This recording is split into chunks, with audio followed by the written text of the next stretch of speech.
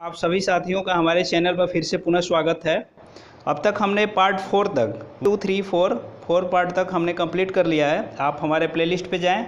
यदि आप हमारे चैनल पे नए हैं तो हमारे चैनल को भी सब्सक्राइब कर लीजिए और सब्सक्राइब करने के बाद प्लेलिस्ट के माध्यम से हमारे सारे वीडियो को देख सकते हैं। आप रूल 70 की और रूल 72 की यदि तैयारी कर रहे हैं तो आपके लिए हेल्पफुल होगा ये वीडियो। चलिए चलते हैं सीधे प्रश्नों की तरफ। प्रश्न संख्या 1 है, अवैध जमाव को किसी बल का अधिकारी, किसी भी बल के अधिकारी से संबंधित है ये नहीं कि आरपीएफ के बल अधिकारी। अवैध जमाव को किसी बल का अधिकारी दंड प्रक्रिया संहिता के किस धारा के तहत तीतर बितर कर सकता है? तो ये किस धारा के तहत? तो 131 फ्लैश हो गया है आंसर। 131 के तहत तीतर बितर कर सकते हैं। किस रैंक के? गजेटेड रैंक के होते हैं। चलिए दूसरा प्रश्न है, रेलवे सुरक्षा बल का अधिकारी रेलवे एक्ट से संबंधित अपराध में तलाशी वारंट किस धारा के तहत ले सकता है?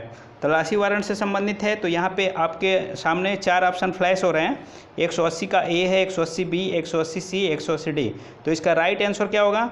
इसका राइट आंसर होगा 180 बी।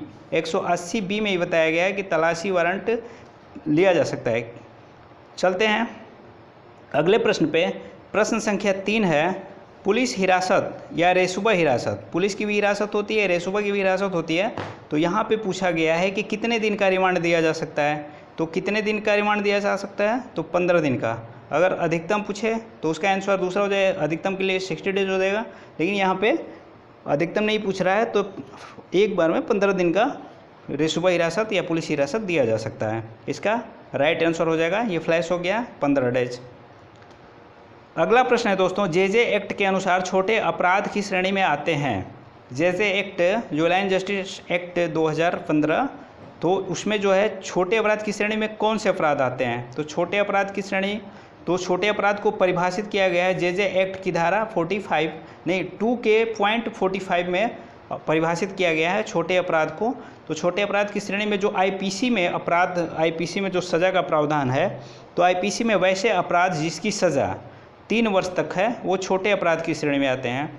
तो यहाँ पे आपका आंसर हो जाएगा the crime for which the punishment in up to 3 years, यानी कि 3 साल तक, 3 साल को भी इंक्लूड कर लीजिएगा, 3 ईयर्स को भी इंक्लूड करेंगे इसमें।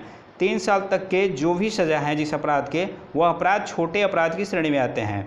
इसी तरह से घोर अपराध हो जाएगा गंभीर अपराध, हेनियस क्राइम। गंभीर अपराध की श्रेणी में कौन से अपराध आते हैं? जिसकी सज़ा 7 वर्ष से अधिक है, 7 वर्ष और 7 वर्ष से जिसकी सज़ा अधिक है, इंक्लूड करिए। 7 ईयर्स भी, 7 ईयर्स और 7 ईयर्स से अधिक जिसकी सज़ा है जिस अपराध की, वो अपराध गंभीर अपराध की श्रेणी में आते हैं। और घोर अपराध, जैसे एक्ट में ही घोर अपराध को भी परिभाषित किया गया है। घोर अपराध की श्रेणी में वे अपराध आते हैं जिस अपराध की सज़ा 3 वर्ष और 7 वर्ष के बीच में है। चलते हैं दोस्तों अगले प्रश्न पे।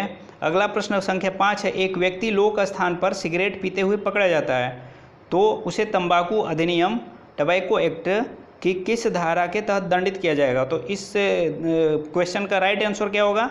तो आपके सामने फ्लैश हो रहा है, ये 21 होगा, यानी कि सेक्शन 21 में दंड के बारे में बताया गया है कि कितना दंड होगा। तो कितना है? 200 रुपीज़ है, 200 रुपये से दंडित किया जाएगा, वो जुर्माना लगेगा 200 रुपये।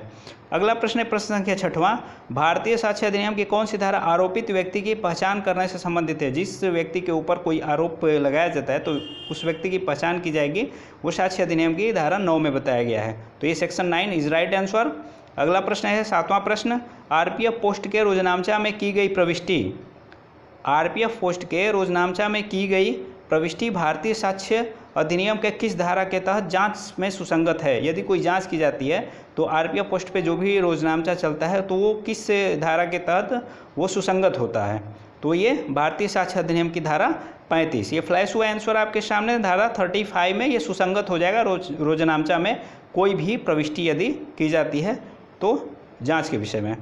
अगला प्रश्न है प्रश्न संख्या 8वां, संविधान के किस अनुच्छेद के अनुसार भारत के प्रत्येक नागरिक को सूचना का अधिकार प्राप्त होगा? सूचना का अधिकार कब लागू हुआ? 2005 में लागू हुआ। तो आप गेस करिएगा कि संविधान हमारा कब बना? लागू हुआ 1950 में। तो ये अमेंडमेंट के बाद ही, संविधान के अमेंडमेंट में ही इसे जोड़ा गया सूचना के अधिकार। अधिकार जो मौलिक अधिकार है वो संविधान के अनुच्छेद 12 से लेकर 35 तक हैं, इसके बीच में ही इंक्लूड होंगे कहीं ना कहीं। 19 है, 20 ए है, 21 है, 19 ए है। तो इसका राइट आंसर हो जाएगा 19 ए। 19 ए इज राइट आंसर। सूचना का अधिकार किस में है? 19 ए में है। चलते हैं दोस्तों, ये इंपॉर्टेंट है सूचना का अधिकार। अगला प्रश्न है, वैसे हर प्रश्न हम ये सोच के बनाते हैं कि जो हमसे रिलेटेड हों, रिलेट करते हों एग्ज़ाम के मद्देनज़र। ये एग्ज़ाम से आने के जिस प्रश्नों के चांसेस ज़्यादा हैं उन्हीं प्रश्नों को हमने कवर किया है। न ज़्यादा इजी हो न ज़्यादा हार्ड हो, मीडियम प्रश्नों को हमने कवर किया है। तो दोस्तों, यदि आप हमारे चैनल पर नए होंगे तो हमारे चैनल को भी ज़रूर सब्सक्राइब करिएगा। आपके सब्सक्राइब से, आपके व्यू से ही हमारा हौसला बढ़ता है। हम नेक्स्ट वीडियो को भी बहुत जल्द लाएंगे। क्या अपराध का आशय रखना अपराध की श्रेणी में आता है, भले ही अपराध पूरा ना हो? जैसे मान लीजिए कोई अपराध है, हमने आशय रख लिया कि हमें ये अपराध करना है, हमें चोरी करना है, कोई भी अपराध हो, हमें मर्डर करना है, इसका आशय हम रखते हैं। तो हम आशय रखते हैं तो हम ही जानते हैं आशय रखना कोई अपराध नहीं है, तो ये अपराध की श्रेणी में नहीं आया है। ऑप्शन 4 नीचे फ्लैश हो रहे हैं, हाँ नहीं कुछ अपराध हैं, और लास्ट ऑप्शन है कुछ धाराओं में हैं। इसका राइट आंसर होगा नो, नहीं। क्या अपराध का आशय रखना अपराध की श्रेणी में आता है? नहीं आता है। इसका राइट आंसर नो हो जाएगा। अगला प्रश्न है प्रश्न संख्या 10वां। भारतीय दंड संहिता की धारा 17 के अनुसार सरकार शब्द का तात्पर्य है। देखिए, भारतीय दंड संहिता आईपीसी में एक सेक्शन है, सेक्शन 70 में सरकार शब्द की परिभाषा दी गई है। तो क्या तात्पर्य है सरकार शब्द? सरकार के अंतर्गत कौन आता है? तो यही प्रश्न में पूछ रहा है। सेंट्रल गवर्नमेंट आती है, state government, A and B दोनों, अर्थात central government and state government, या नॉन ऑफ दिस हो सकता है। यहाँ पे ऐसा नहीं है, ये सरकार शब्द के अंतर्गत सिर्फ केंद्र सरकार नहीं आती है, राज्य सरकार भी आती है। बहुत ही ये हार्ड क्वेश्चन नहीं है, ये नॉर्मली है कि सरकार के अंतर्गत राज्य सरकार भी आएगी, केंद्र सरकार भी आएगी। ये आईपीसी की धारा 17 में बताया गया। A and B is right answer, central government and state government is right. अगला प्रश्न है प्रश्न संख्या 11। सिविल प्रक्रिया संहिता, सिविल प्रक्रिया संहिता की धारा 133 के अनुसार निम्न में से किसे आरपीएफ पोस्ट पर किसी जांच के प्रक्रम में पूछताछ के लिए नहीं बुलाया जा सकता है? जैसे कोई जांच चल रहा है, जैसे मान लीजिए कि आरपीयूपी एक्ट की कोई जांच चल रही है, किसी बल अधिकारी द्वारा जांच की जाए, समन भेजा जाता है, तो समन किसे नहीं भेजा जाएगा, या भेजा भी जाएगा तो वो बाध्य नहीं है आने के लिए। तो according the section 133 of the civil procedure code, which of the following can not be called for questioning in the process of any investigation on RPF post? Minister of state, अर्थात राज्य मंत्री होते हैं। मिनिस्टर ऑफ स्टेट दो बार type हो गया है, cabinet minister भी हो सकते हैं, state minister and cabinet minister. जज of high court, high court के जज अर्थात हाई कोर्ट के न्यायाधीश। ऑल एबव, तो ये ऑल एबव हैं। और सब क्राइटेरिया है, जैसे कि लोकसभा के अध्यक्ष, राज्यसभा के अध्यक्ष, सभापति और प्रधानमंत्री, राज्यपाल, इन सब को जो है समन, मतलब कि सिविल प्रक्रिया संहिता 133 में बताया गया। 133 ये इंपॉर्टेंट है, 133 में बताया गया है कि ये जो है बाध्य नहीं, पूछताछ के लिए किसी प्रक्रम में नहीं बुला, इनके लिए कमीशन बैठती है। इस प्रश्न का राइट आंसर हो जाएगा ऑल एबव। ऊपर के सभी इनको नहीं बुलाया जाएगा, प्रक्रम में पूछताछ के लिए नहीं बुलाया जा सकता है। अगला प्रश्न है प्रश्न संख्या 12।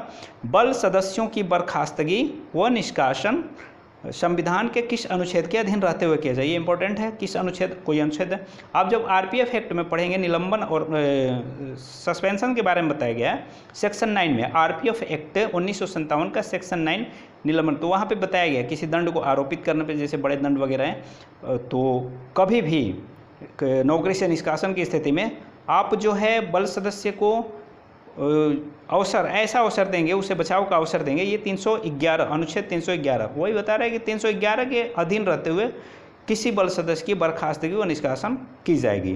तो किस संविधान के अनुच्छेद? 311। इस प्रश्न का राइट आंसर हो जाएगा 311।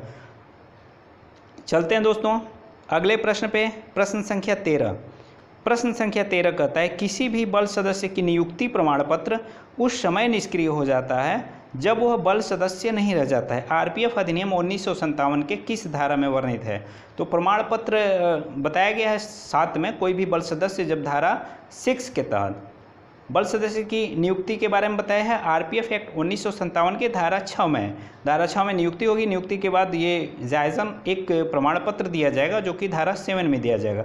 तो जहाँ पे प्रमाण पत्र है वही उसी धारा में मेंशन किया गया है कि जब आप बल सदस्य नहीं रह जाते हैं, जैसे आपको बल सदस्य से निष्कासित कर दिया गया, आपको नौकरी से निकाल दिया गया, तो आपका प्रमाण पत्र जो भी आपके पास रहेगा, भले ही आपके पास रहे लेकिन वो निष्क्रिय हो जाता है, वो सक्रिय नहीं होता है। इस प्रश्न का राइट आंसर हो जाएगा धारा 7। धारा 7 इज राइट आंसर। अगले प्रश्न पे चलते हैं। प्रश्न संख्या 14, कोई बल सदस्य किसी राजनीतिक पार्टी का सदस्यता ग्रहण कर लेता है तो दोषी होगा। आप यदि आरपीएफ के बल सदस्य हैं तो किसी राजनीतिक पार्टी का सदस्यता नहीं ग्रहण कर सकते हैं।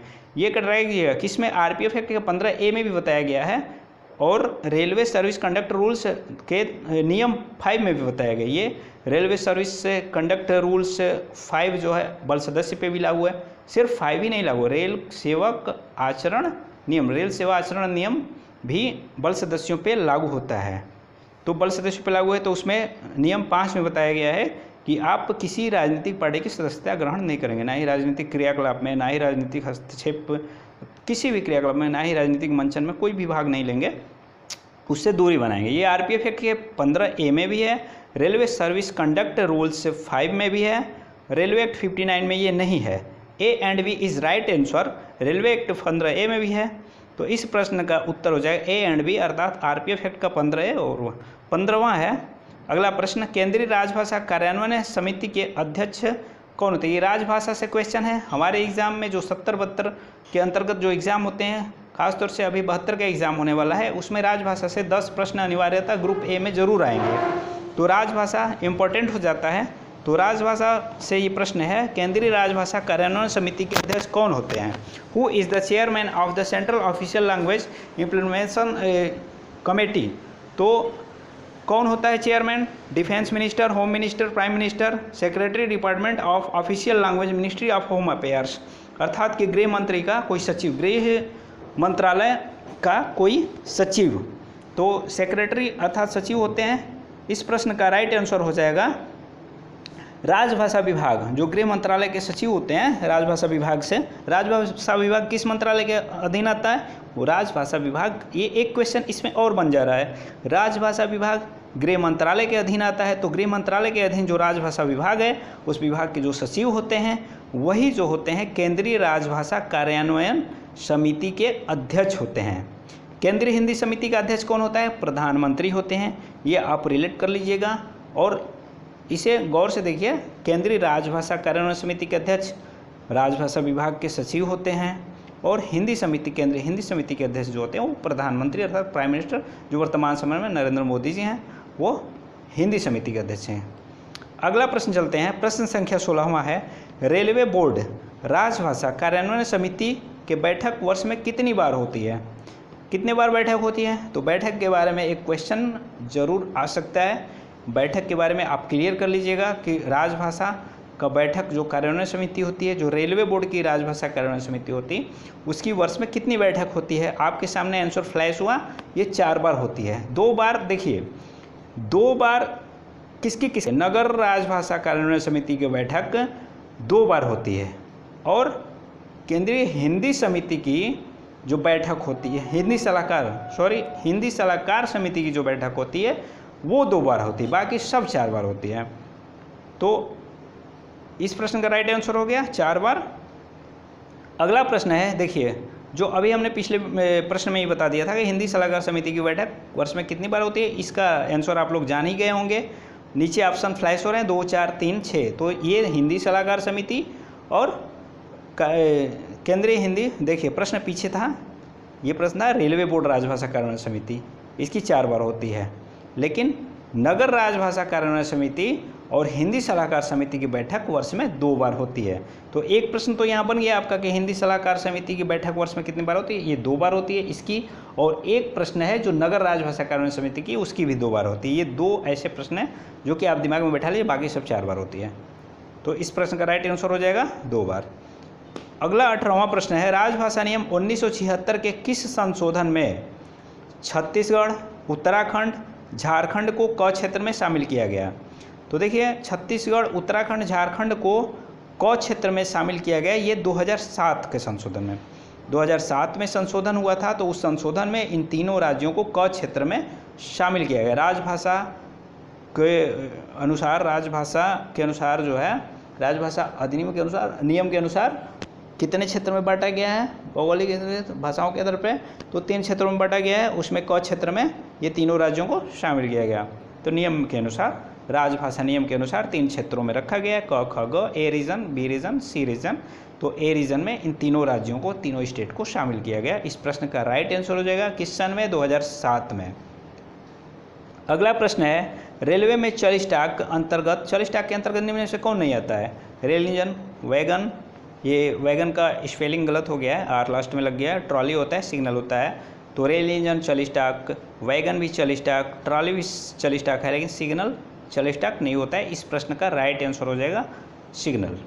अगले प्रश्न पे चलते हैं। 20वां प्रश्न है, रेल प्रशासन द्वारा प्रत्येक रेलवे स्टेशन पर समय सारणी हिंदी और अंग्रेजी तथा प्रादेशिक भाषा में लगाई जाएगी, रेलवे एक्ट की किस धारा में बताया गया है? रेल प्रशासन द्वारा रेलवे स्टेशन पे समय सारणी आप लोगों ने देखा होगा, तो वहाँ पे प्रादेशिक भाषा में भी लगाई जाएगी, हिंदी में भी और अंग्रेजी में। समय सारणी 3 भाषाओं में होना चाहिए।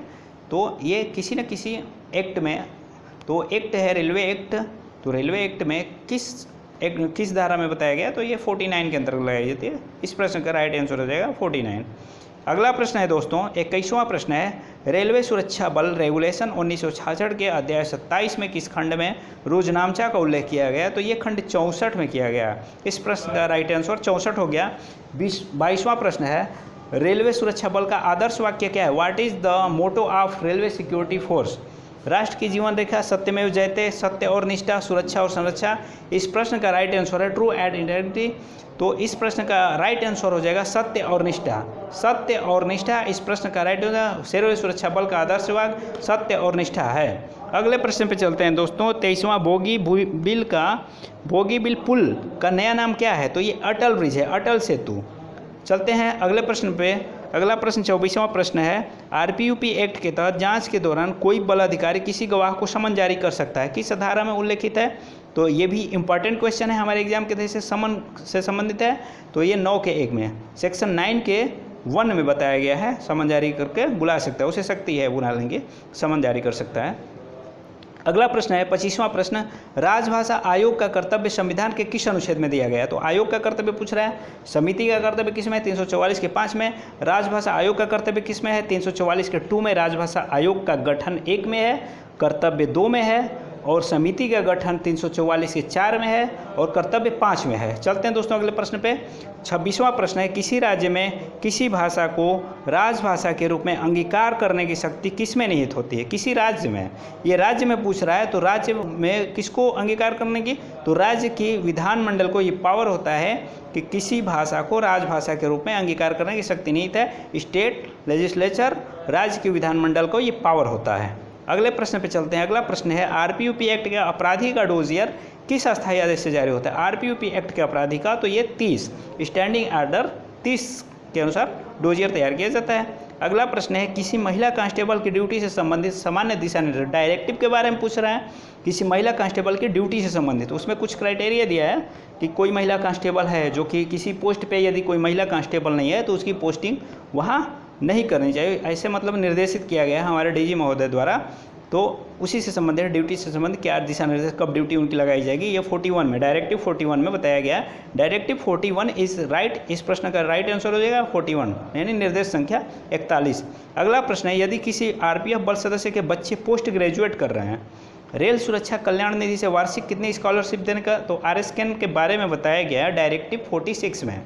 तो 46 में ये बताया गया है कि किसी बल सदस्य की कोरोना से मृत्यु हो जाती है तो उन्हें 15 लाख का एक मुश्त जो है राशि दी जाएगी सहायता के रूप में। आरएसकेन में हमारा पैसा भी कटता है। ये सब सारी चीज़ें जो है डायरेक्टिव 46 पे दिया गया। रेल आरपीएफ की जो आरएसकेन मतलब कि रेल सुरक्षा कल्याण निधि जो है वो 46 में, उसी में बताया गया कि कोई बच्चा जो है आरपीएफ का बल सदस्य का कोई बच्चा अगर पोस्ट ग्रेजुएट करो, उसके स्कॉलरशिप की व्यवस्था की गई। कितनी स्कॉलरशिप दी जाएगी? तो इसका राइट आंसर है 10,000 का स्कॉलरशिप दी जाएगी। अगले प्रश्न पे चलते हैं। प्रश्न संख्या 30वां है, किसी भी प्रशिक्षण केंद्र में रिफ्रेशर कोर्स कितने दिन का होगा, इसका निर्धारण इनमें से कौन करता है? तो बहुत ही नॉर्मल क्वेश्चन है ये। कोई प्रशिक्षण केंद्र है तो रिफ्रेशर कोर्स हम लोग करने जाते हैं, तो उसका निर्धारण कि कितने दिन का ये कोर्स होगा, निर्धारण कौन करता है? तो डीजी महोदय करते हैं। इस प्रश्न का राइट आंसर हो जाएगा डीजी, अर्थात महानिदेशक। अगला प्रश्न है 31वां प्रश्न, सेवा की आवश्यकताओं के कारण यदि किसी बल सदस्य की प्रशिक्षण अवधि को बढ़ा दिया जाता है, जैसे मान लीजिए कि कहीं पे हम प्रशिक्षण कर रहे हैं, ऑन द ट्रेनिंग है, तो ट्रेनिंग कर रहे हैं, तो ट्रेनिंग के दौरान यदि कभी इमरजेंसी आ गई तो रिक्रूटी ट्रेनिंग में भी रिक्रूट को किसी इमरजेंसी ड्यूटी पे भेज दिया जाता है। उस समय हमारा ट्रेनिंग पीरियड बाधित होता है, ब्रेक लग जाता है, तो हमारे जो है सीनियरिटी पे कोई उस दशा में विशेषता किस प्रकार निर्धारित की जाएगी, क्या सीनियरिटी रहेगी, वो नियम 94.2 में बताया गया। इस प्रश्न का राइट आंसर हो जाएगा 94.2। 32वां प्रश्न है, रेल सेवक अनुशासन और अपील नियम 1968 निम्न में से किस पर लागू है? किस पर लागू है? यह DG, IPF, constable, all above, तो ये सब पे लागू होता है। मेंबर ऑफ द फोर्स, बल सदस्य जो भी हैं, डीजी से लेकर कांस्टेबल से लेकर महानिदेशक तक अर्थात डीजी महोदय तक, ये सब पे लागू होता है रेल सेवक अनुशासन और अपील नियम। Railway servant discipline and appeal rules 1968 लागू होते हैं सब पे। अगला प्रश्न है 33वां प्रश्न है ये, निम्न में से व्यक्तिगत जमा तलाशी पंजिका कौन सी है? इंपॉर्टेंट क्वेश्चन है। व्यक्तिगत जमा तलाशी के बारे में C43 में बताया गया है। इस प्रश्न का राइट आंसर 43। व्यक्तिगत जमा तलाशी कब की जाती है? किसी गिरफ्तार व्यक्ति की व्यक्तिगत जमा तलाशी की जाती है, तो ये 43 है रजिस्टर। अगला प्रश्न है 34वां प्रश्न है, राजभाषा कर्मियों को अनुवाद प्रशिक्षण हेतु कहाँ भेजा जाता है? तो कहाँ भेजा जाता है? तो भेजा जाता है न्यू दिल्ली में भेजा जाता है। अगला प्रश्न 35वां प्रश्न, केंद्रीय हिंदी समिति का गठन किस सन में हुआ था? तो केंद्रीय हिंदी समिति का गठन 5 सितंबर 1967, हमने 5 सितंबर इसमें ऐड कर दिया है, 1967 को किया गया था। इस प्रश्न का राइट आंसर हो जाएगा 1967, 1967। अगला प्रश्न है 36वां प्रश्न, रूल 72 के तहत होने वाले CBT कंप्यूटर बेस्ड टेस्ट के लिए एजेंसी निम्न में से कौन नियुक्त करेगा? तो कौन नियुक्त करेगा एजेंसी? जो चेयरमैन होंगे वही करेंगे। तो डीजी, एडीजी, PCSC, इन तीनों ऑप्शन में से कोई नहीं होंगे, ये चेयरमैन ऑफ DPC होंगे। इस प्रश्न का right answer chairman of DPC। अगला प्रश्न है प्रश्न संख्या 37, यदि कोई लोक सेवक किसी को क्षति करने के आशय से अशुद्ध अभिलेख तैयार करता है तो उसे IPC की किस धारा के तहत दंडित किया? ये भी हमसे रिलेट करता है। मान लीजिए कि किसी बल सदस्य को क्षति करने, हम ऑफिस में ड्यूटी कर रहे हैं तो कोई अशुद्ध अभिलेख तैयार कर देते हैं तो हमें IPC किस धारा के तहत दंडित किया जाएगा? तो ये धारा 167 है। अगला प्रश्न है, यदि कोई लोक सेवक अपने से उच्च अधिकारी का प्रतिरूपण करके कोई कार्य करता है तो उसे IPC की किस धारा के तहत दंडित किया जाएगा? तो उसे धारा 170 के तहत दंड किया जाएगा। ये लोक सेवक से रिलेटेड है, तो 170 के तहत दंडित किया जाएगा यदि लोक सेवक अपने से उच्च अधिकारी का प्रतिरूपण करता है। प्रतिरूपण अर्थात कि आप कांस्टेबल हैं, किसी इंस्पेक्टर, किसी भी उच्च अधिकारी जैसे ASI की वर्दी पहन लिए, प्रतिरूपण कर लिए ASI का या सब इंस्पेक्टर का प्रतिरूपण कर लिए, तो आप दंडित होंगे। IPC की धारा 170 का अपराध कर रहे हैं। अगला प्रश्न है D&R। D&AR ये रजिस्टर है, किस्सा A4 में है, तो D&AR जो है वो भी इम्पोर्टेंट हो जाता है। इसका फुल फॉर्म भी हमें समझना चाहिए। वैसे ये रजिस्टर कौन सा है? E14 है, तो इसका फुल फॉर्म क्या हो जाएगा? Full form D&R discipline and appeal rules होता है। ये 40वां प्रश्न है, एक व्यक्ति जो जिला न्यायालय के समक्ष दस्तावेज पेश करने के लिए आबद्ध है, जानबूझकर यहाँ थोड़ा मिस्टेक हो गया है प्रिंटिंग में, तो एक व्यक्ति जो जिला न्यायालय के समक्ष दस्तावेज पेश करने के लिए जानबूझकर उसका लोप करता है तो वह व्यक्ति IPC की किस धारा का दोषी है? मान लीजिए न्यायालय के समक्ष आपने दस्तावेज पेश करने के लिए, अब न्यायालय के समक्ष हो चाहे RPUP एक्ट का कोई जांच करता है, किसी जांच अधिकारी के माध्यम से किसी RPUP एक्ट की जांच की जाती है और आपसे अपेक्षा की जाती है दस्तावेज पेश करने के लिए और आप बाध्य हैं, आपकी पेश करना है, आपको अनिवार्यता आपको पेश करना है, आप बाध्य हैं कि आपको पेश कर रहे हैं, फिर भी न्यायालय के समक्ष या किसी न्यायिक कार्रवाई के बैठे लोक सेवक के सामने आप दस्तावेज पेश नहीं करते हैं तो आप दोषी हैं, IPC की धारा 175 के दोषी हैं। ये इंपॉर्टेंट है। अगला प्रश्न है 41वां प्रश्न, यदि कोई लोक सेवक को लोक कर्तव्यों के दौरान कोई बाधा डालता है तो उसे IPC की धारा 183 के अंतर्गत कितना दंड दिया जाएगा? तो कितना दंड दिया जाएगा? तो इसका राइट आंसर होगा 3 मंथ्स इम्प्रिजनमेंट, अर्थात 3 महीने का कारावास, अथवा फाइन हो सकता है जो कि 500 रुपये हो सकता है, अथवा दोनों हो सकता है। इससे दंडित किया जा सकता है आपको 183 के अंतर्गत। लेकिन यहाँ पे लोक सेवक को लोक कर्तव्य के दौरान कोई बाधा डाल रहा है तो उसे IPC की धारा में 183 नहीं होगा। ये इसका राइट आंसर, राइट सेक्शन क्या होगा? 186 होगा। यहाँ पे मिस प्रिंट हो गया है तो 186 यहाँ पे होना चाहिए। तो दोस्तों इसे आप लोग 183 न रेड करिएगा। यहाँ पे आंसर क्या होगा? यहाँ पे सेक्शन क्या होगा? 186, क्योंकि लोक कर्तव्यों में बाधा से संबंधित 186 है। चलते हैं दोस्तों अगले प्रश्न पे। अगला प्रश्न है 42वां प्रश्न, इलेक्ट्रॉनिक रूप से यदि कोई अश्लील सूचना प्रकाशित करता है, इलेक्ट्रॉनिक रूप से यदि कोई अश्लील सूचना प्रकाशित करता है तो वह IT एक्ट की किस धारा के तहत दंडनीय है? तो इसका सही आंसर हो जाएगा धारा 67। इलेक्ट्रॉनिक कोई भी अश्लील सूचना है आप प्रकाशित नहीं करेंगे कोई माध्यम से, जैसे व्हाट्सएप वगैरह पे है, तो कोई भी अश्लील सूचना आप प्रकाशित करते हैं तो आप इस धारा के अपराधी होंगे। अगला प्रश्न है, पिछले वर्ष का बकाया सुविधा पास अगले वर्ष के कितने तारीख तक लिया जा सकता है? तो कितने तारीख तक लिया जा सकता है? तो 30 अप्रैल तक लिया जा सकता है। अगला प्रश्न 44वां प्रश्न है, यदि कोई व्यक्ति जानबूझकर जीवन को संकट उत्पन्न करने वाले संक्रमण, जैसे कि कोरोना का समय चल रहा है इस समय, तो जानबूझकर कोई, जैसे कोई कोविड-19 पॉजिटिव हो गया और उसे क्वारंटाइन रहने के लिए बताया गया है, सलाह दी गई है और गाइडलाइंस भी है स्टेट गवर्नमेंट की कि आप घर में रहें, तो यदि आप नहीं रहते हैं, गाइडलाइंस का पालन नहीं करते हैं, तो आपके ऊपर ये सेक्शन लग सकता है। कौन सा सेक्शन लग सकता है? अभी आप फ्लैश होगा, अभी आपके सामने ये फ्लैश होगा तो आप देख सकते हैं। इस संक्रमण को फैलाता है तो उसे आईपीसी की किस धारा के तहत दंडित किया जाएगा? तो ये 269 आपके ऊपर लगेगा यदि आप जो है संक्रमण को फैलाते हैं। तो आप जब क्वारंटाइन नहीं रहते हैं तो आप संक्रमण को फैलाएंगे। आप अगर पॉजिटिव हैं तो आपको घर में रहने की सलाह दी गई है, गाइडलाइंस भी है सरकार की, आप घर में रहें, आप अपने संक्रमण को फैलाएं नहीं। तो उस मामले में यदि आप अवहेलना करते हैं उस आदेश की तो आपके ऊपर ये सेक्शन अप्लाई हो जाता है 269, ये इम्पोर्टेंट है। अगला प्रश्न 45वां प्रश्न है, दंड प्रक्रिया संहिता की कौन सी धारा मृत्यु के पंचनामा से संबंधित है? तो ये 174 है। 174 के अंतर्गत ही जीआरपी द्वारा पंचनामा तैयार किया जाता है, ये आरपीएफ द्वारा नहीं। सीआरपीसी की धारा 174, यदि रेलवे एक्सीडेंट के अंतर्गत रेलवे में यदि कोई दुर्घटना हो जाती है या अदर सिविल एरिया में हो जाती है तो स्टेट पुलिस करती है, लेकिन रेलवे एरिया में यदि कोई दुर्घटना होती है जिससे किसी की मृत्यु हो जाती है तो पंचनामा जो है 174 के अंतर्गत जीआरपी द्वारा तैयार किया जाता है। अगला प्रश्न है 46वां प्रश्न, केंद्रीय सूचना आयोग का गठन सूचना अधिकार अधिनियम की किस धारा में है? तो इसका राइट आंसर जो होगा 12 में गठन है, ये पॉइंट 1 में ही गठन है। अगले प्रश्न पर चलते हैं 47वां प्रश्न, केंद्रीय सूचना आयुक्त की नियुक्ति के लिए जो समिति गठित की जाती है उसका अध्यक्ष निम्न में से कौन होता है? तो ये प्राइम मिनिस्टर होते हैं, अर्थात प्रधानमंत्री उस समिति के अध्यक्ष होते हैं जो कि केंद्रीय सूचना आयुक्त की नियुक्ति करते हैं। अगला प्रश्न है 48वां प्रश्न है, भारतीय साक्ष्य अधिनियम की धारा 17 के अनुसार स्वीकृति हो सकता है, कैसे स्वीकृति किया जा सकता है? इलेक्ट्रॉनिक के माध्यम से, मौखिक, लिखित या सभी? तो सभी होगा, इलेक्ट्रॉनिक और मौखिक और लिखित तीनों माध्यम से स्वीकृति हो सकती है। ऑल एवं उपर्युक्त सभी इज राइट आंसर। 49वां प्रश्न है, एक व्यापारी कीमती कपड़ों को यह बताकर बुक करता है कि इसमें रद्दी कागज़ है तो वह रेलवे एक्ट की किस धारा का उल्लंघन करता है? जैसे मान लीजिए कोई व्यापारी जब सामान बुक करता है, अपना माल बुक करता है, तो फॉरवर्डिंग नोट उसके द्वारा भरा जाता है, उसमें वो कीमती सामानों को ना दिखा के, ताकि मतलब कि रेट कम लगेंगे, इसलिए वो क्या करता है कीमती सामानों को कम दिखाया जाए।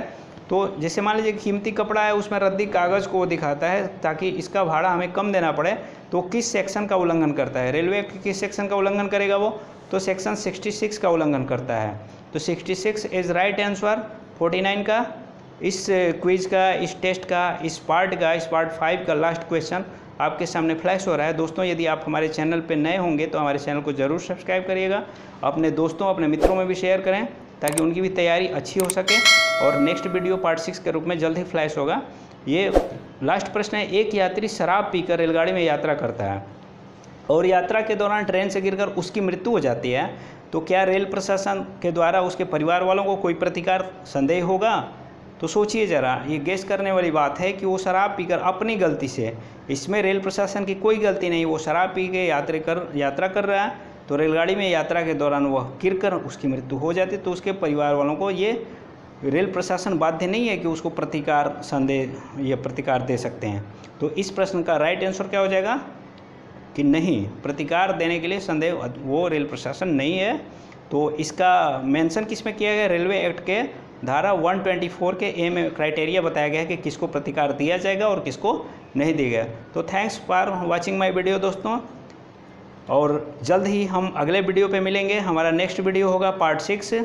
तब तक के लिए नमस्कार।